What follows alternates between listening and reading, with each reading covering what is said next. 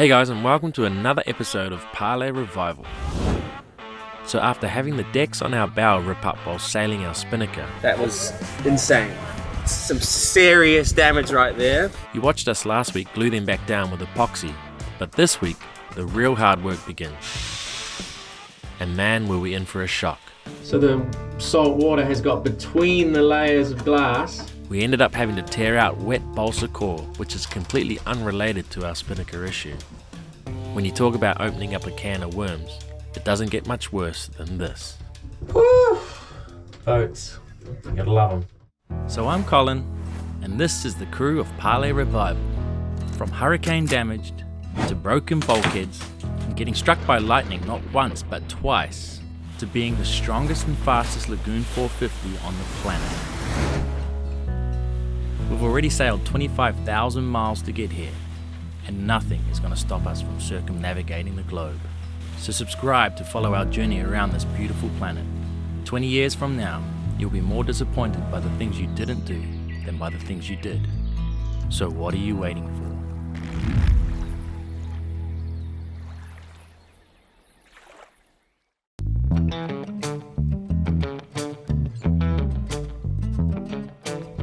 Alright, we're doing it. I think it's going to be sunny today.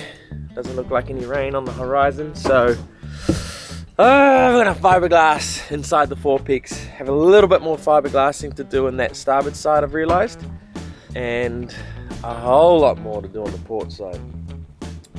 But Jamie had a pretty good idea to go downwind of everyone and hang off the anchor by our stern. And then that way the bows are going to be downwind. Any dust that we create is downwind of the boat and downwind of all these other boats. Plus it'll be over in that corner there where we're not annoying anyone. So I'm just going to move and try to get that done. I think what I'm going to do is take a line and attach it to the anchor chain and the midships cleat, and then just drop the chain, and the boat should just swing sideways, and we should be hanging off this cleat here. Not a lot of wind, like maybe 10 knots. And then we'll move that line back to the aft cleat, and then the boat will be swinging off the stern. So we'll do it in 2 stages, just so it's not, the last thing we want is for the chain to get caught in the sail drive or something like that. So we'll make sure we're dropping it away from the boat. When we let that go, the boat's gonna go backwards. Okay, I can't see, we're all clear, just don't go forward or back. Okay, cool, we're just resting on our stern bridle now. Anchor's way up there, we've got 250 feet of chain out, and the wind is perfectly blowing off our bow. Let's get to work. Okay, so the epoxy glue that we did yesterday on the port side is rock hard, so that's good.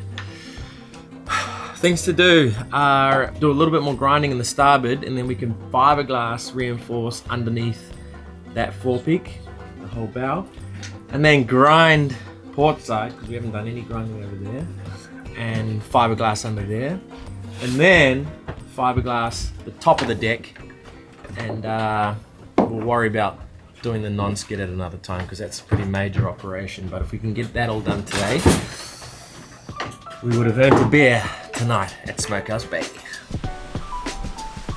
Okay, where were we? Okay, I'm just gonna do a little bit more grinding up here. See, I've scarfed this way back, so we can fill this with epoxy here, epoxy filler, and then we'll be glassing from there to here with epoxy. So this is gonna be stronger than original. Original was polyester. And then we're going to tab the deck to the hull, so we're going to glass all through here. I'll have to put some fillets in these sort of areas, because you can't glass over a hard angle like that. But I am going to just start the grinder now. Just take that hard edge off. All of this, see this hard 90-degree edge? I'm going to grind that down, and then we can glass from there all the way to there, right up through to the bow. Again, we'll be putting epoxy in right before we glass, so that it's wet, and the glass will just go over there. And then all the way down this side, right back to past where this cleat is. So there's going to be a big area there. So just a little bit more grinding in the starboard side here. This is the side that failed. And then what I want to end up with is a bit of a pad across from here, because we still want to access those nuts in the future possibly. So we just want to have like a pad across here that links the hull to the deck and then back to the hull. So that for this to lift up would be really hard. Here we go.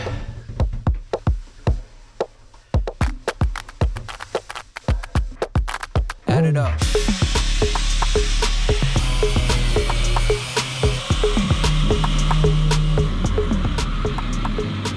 I made a little glassing plan, but I'm going to take the pad eye off and just get some fiberglass underneath that just to reinforce this whole area.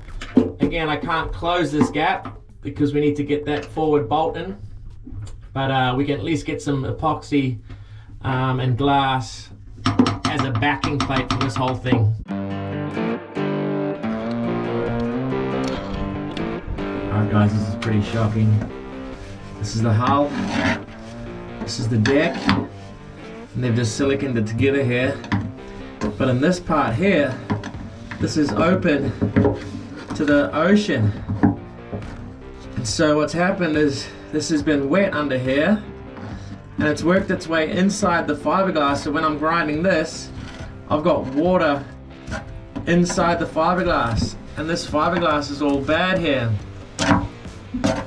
It's way too close to the crossbeam to be messing around, so I'm going to grind this right back until it's not wet anymore. I've found dry glass here, so it didn't go sideways too much, but this could be crept right down here. We'll find out in a second. See what happens to fiberglass when it sits here getting wet. I didn't make that. This is the top of the hull here, and it comes down here and it's just filled with silicon. So the salt water has got between the layers of glass and worked its way all the way down here. And this is one of those can of worms. It's gonna keep grinding. I could end up way down. Just when you think you're starting to get on top of it, you find something else wrong. It's got nothing to do with the pad eye repair that we're doing, or reinforcement. It's a completely different issue. Woo! Boats, you gotta love them. Okay, so I've just removed the shaft. I've got to keep going down here until it's bone dry. The top of this foam is a bit damp, so I'm just going to keep cutting here and see where we end up. This could be real bad. The thing that sucks is this isn't even part of the original problem that we're trying to fix. This is just some other bullshit that's turned up.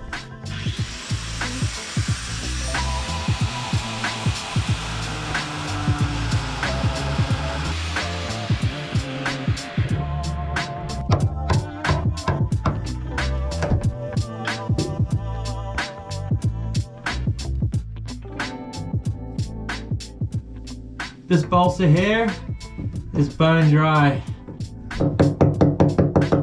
and then this sponge stuff is bone dry, but it looks like it's traveled this way because this stuff is wet. So I'm going to cut this out a little bit further and see where it ends. But thank goodness it wasn't all the way down here. You can see it's traveled aft. So we might be able to just repair all of this. Well, we'll see how far aft it's traveled.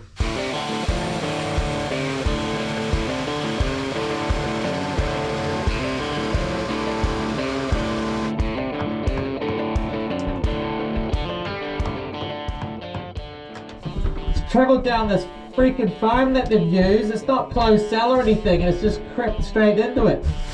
This all started because water just got between two layers of fiberglass right in this corner, which is just open to the air, and all this water that comes up here, and it worked its way all the way down through this, and we're starting to get wet balsa here. This is not the side of the boat that sank, before anyone says that shit. The port side did sink.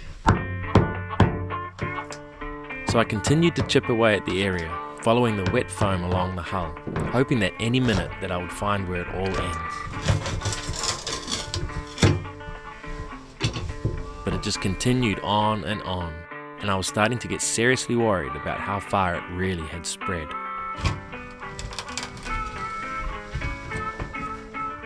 So from the bow on back to here, with the removal of this stupid sponge strip that they've got there, it just soaked up the water, just sucked it all the way back to here so far, and it's still wet. So I have to keep taking these pieces out. Luckily the balsa wood below it's not wet, so it hasn't gone right down into the hull. It's just crept along this freaking sponge, and can't glass over it. If you do, you just trap that water in there forever, and it'll just keep continuing to rot and destroy everything. Open a can of worms here. Who would think that like water could get into that? Do you know what I mean? I've counted it. There's 5 layers of glass there, and then this foam that they've used, you can see water coming out of it when you squeeze it. It's clearly open cell, and it's absorbed like a sponge. It's not worth it unless you're just bouncing up and down the coast of the BVIs. Yeah, buy a production cat. If you're trying to go around the world, this is not the right thing. It's my 2 cents. Well, obviously this is a bit of a rant in the heat of the moment. I feel totally comfortable taking my boat around the world, but mainly because we have reinforced or rebuilt every single bulkhead on this boat, bar none.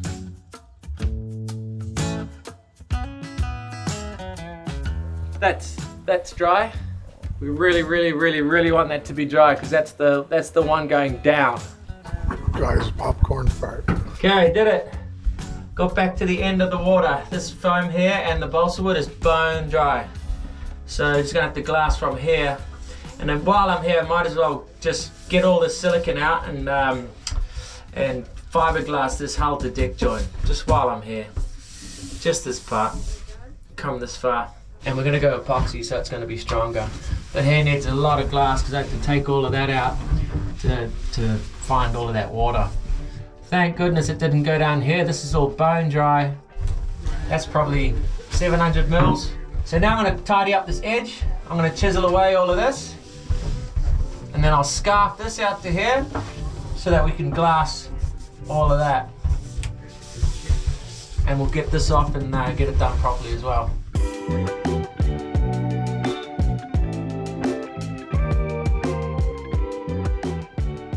So while it was pretty demoralizing to have to grind open the hulls like this, I was actually quite relieved it was only this bad.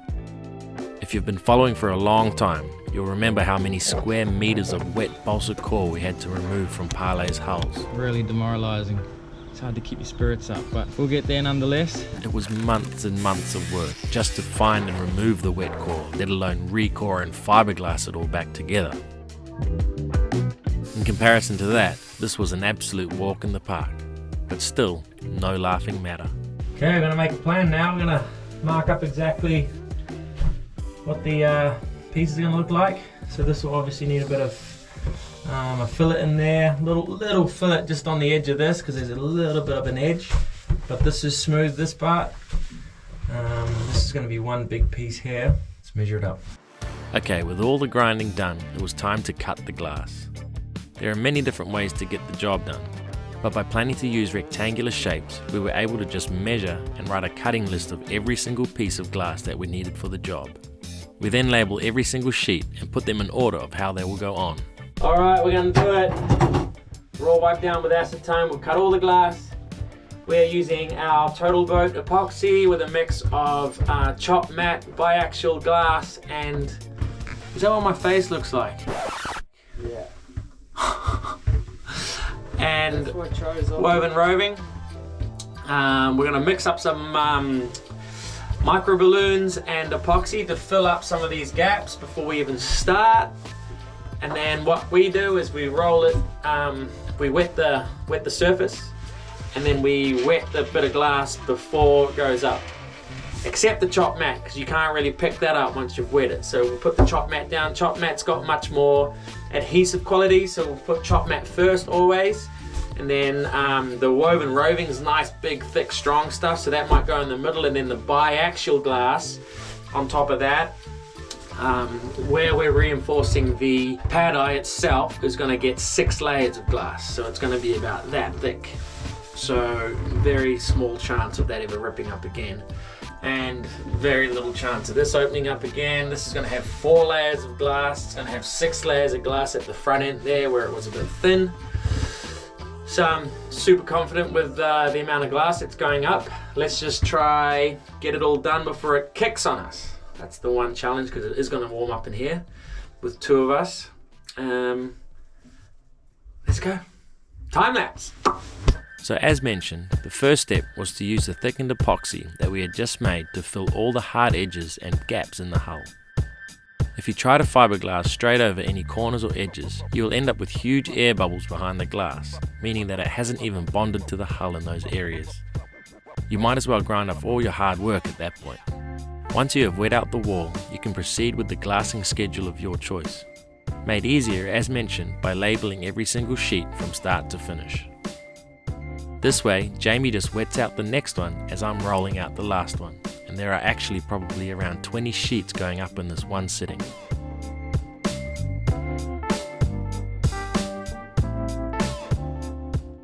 But fiberglass resin curing is an exothermic reaction, meaning it generates its own heat, and the hotter the environment, the faster it cures, so you're literally racing the clock until you can no longer work with the resin anymore. Okay, just couldn't get it.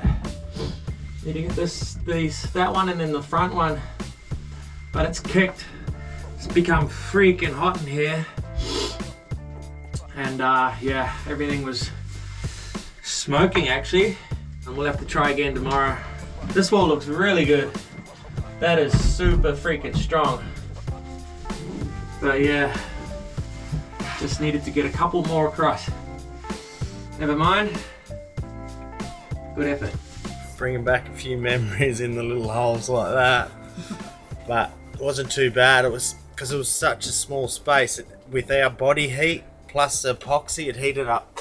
It didn't heat up that quick actually. It was kind of a bit tricky to do the littler pieces, so it was a little bit more time, but hopefully we don't have to do much more.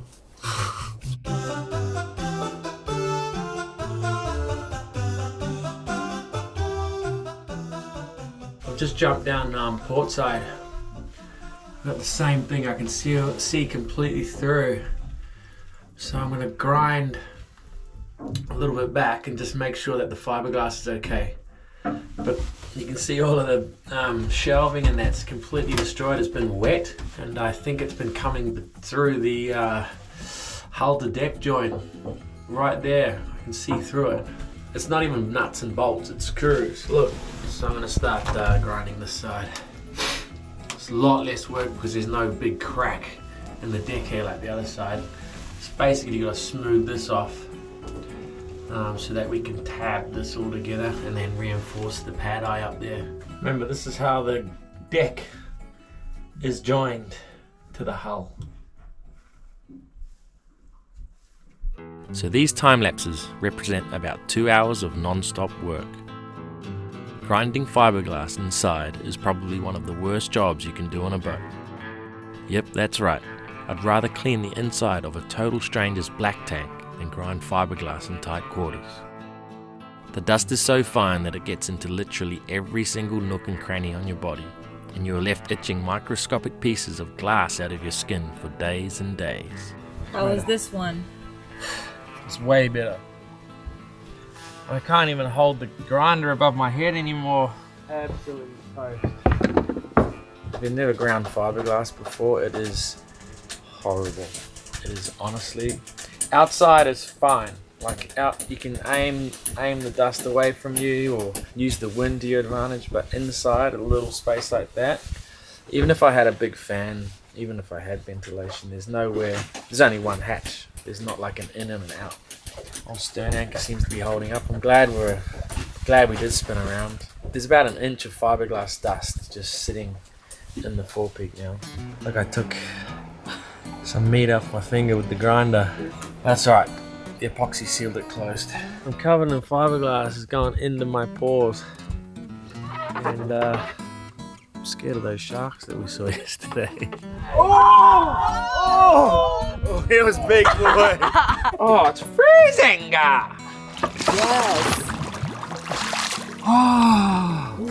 So with the majority of the hard work done, it was time to continue down towards the southern end of Great Barrier where all my family live. As you saw last week, the new plan for the circumnavigation of New Zealand was to go down the east coast, as there was no weather window in sight to get down the treacherous west coast. So on we went. Alright, we're pulling in a Trifina. We'll have one night here. We're going to go stern to the mooring again so that the wind is blowing off the bow that way, and try finish both of these bows. And then we'll be all glassed in and reinforced and ready to rock and roll. We're also getting a new crew member. He's on that ferry right there, the Sea Link. He has become a friend. He's a little entrepreneur. He's 21 years old and he's got a business called Salt Shark.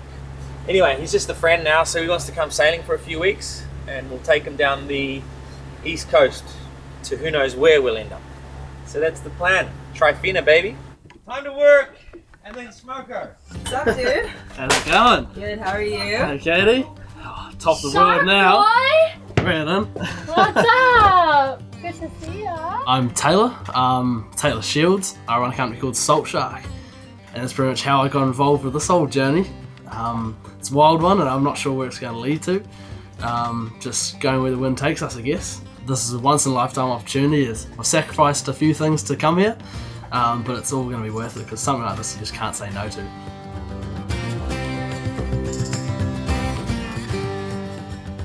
Okay, we're down on port side. A lot less to do. So hopefully this goes well. Setting everything up. It's a good little system. We got a fan in this time. Ew. I don't know how. It's blowing straight up at the ceiling, but it's still letting fresh air in. We've run out of total boat, unfortunately, so we're using West systems, which cost a fortune, so we hope we don't mess this up. It's all been wet with acetone. Same deal. Fill with the glue, the epoxy filler, and then we can glass that.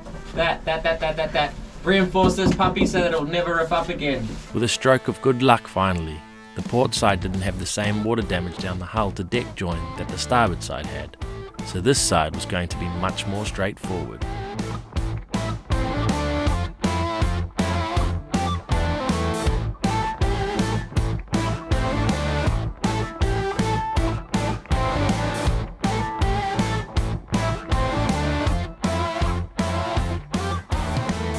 We did it. Absolutely smashed it. This doesn't get any smoother than what that just went by. Damn. So this has got 7 layers of glass. And it's created a backing plate for that pad eye mounting point. And then we've tabbed the deck to the hull behind me here.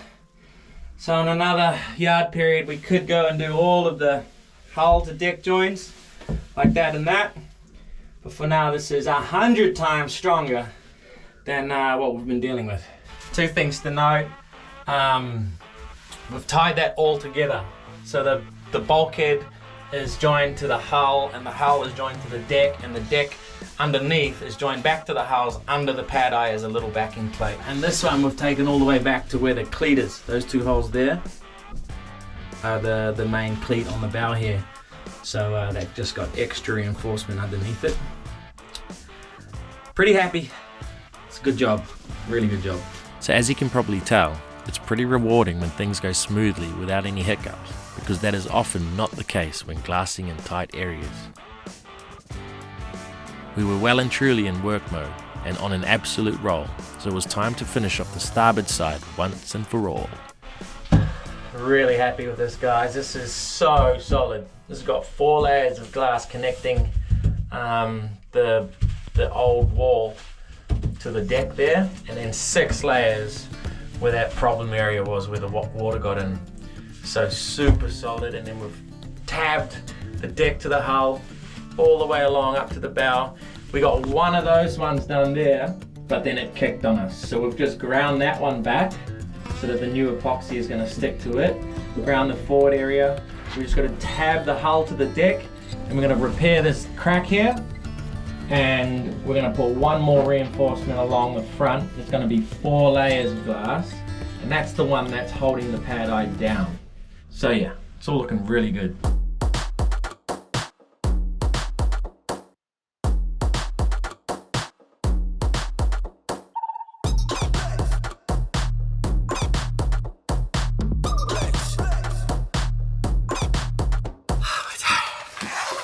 So tomorrow morning, might just grind the little bits of fiberglass that's sort of stuck out. We couldn't get any peel ply on it, which is a shame. Peel ply just makes it all beautiful, but we'll just buzz the sharp bits and then do one final clean and put everything back in the lockers. All of this crap that's everywhere.